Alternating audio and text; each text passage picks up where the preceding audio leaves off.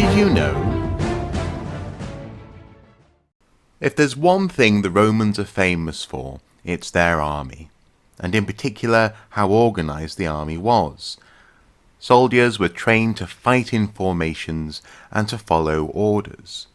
Even over great distances, commanders could send orders by courier, and they would be followed, quickly resulting in a change in tactics. This is the reason why the Roman army was so successful. But how do you keep those orders, especially when they're written down, a secret? Well, famously, Julius Caesar came up with an answer. His solution was to create a code. This was a simple substitution code, where one letter would represent another. Such a code isn't that hard to break, but on first glance it does look like nonsense, and might be ignored. This is just one of the reasons why Caesar was such a successful commander. He understood the value of secrecy.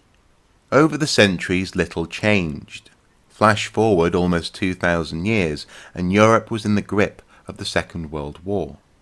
This saw codes and code breaking mechanized with the German invention of the famous Enigma machine. This employed a complicated sequence of electronic commands to turn a message into a code.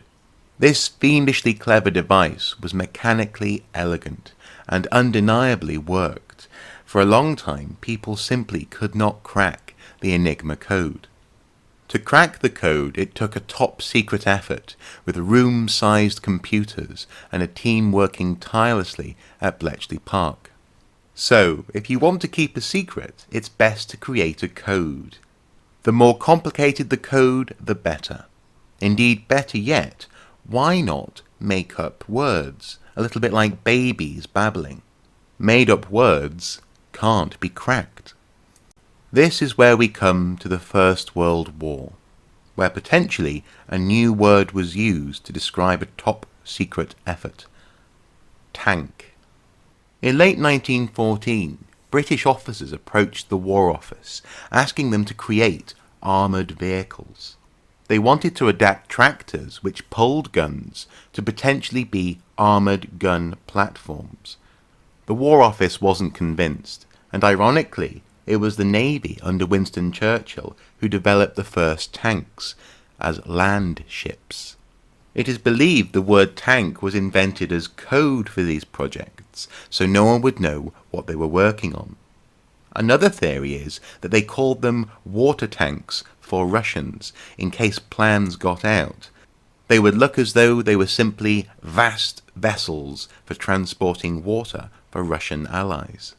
The tactic seems to have worked. The Allies had an advantage, for by the end of the war, Germany had 20 tanks. The Allies had 4,000. So, history tells us if you want to keep a secret, you have 3 viable options. First of all, create a code, but be prepared for that code to be broken. The next choice is to make up words, perhaps put a baby in charge of all of your communications. And finally, you can reappropriate words. For example, if you want to hide a rock, why not call it a cheesecake?